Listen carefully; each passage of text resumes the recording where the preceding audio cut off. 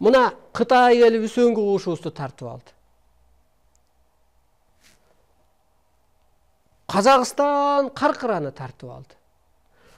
Казак Кытайга караганда бизге Америка түзүгүрөөк болгудай да. Себеби булар көрө албас эмес. Мына кошуна казак паляны уюштурду, алдадыбы, пул бердиби, эми алда бир секрет ачылар бир мезгили келсе.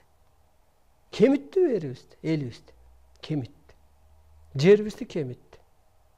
Мына бүгүнкү күндө дагы кыргыздын коркунучу Кытайдан коркуп туруп атат. Жерибизди басып албайбы, алып албайбы депчи. Сиз аурасыз, сиз сотсуз жанагындай айткандай. Сиз жашоонун үнүсүз, сиз жашоонун боёгусуз.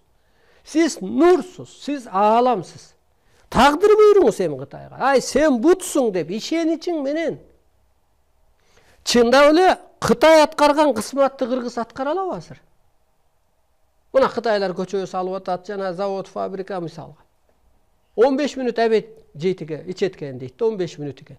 А биз 1,5 саатта да разы болбойбуз обед убагына. Анткени кыргыз кут, кыргыз энергия, кыргыз аура.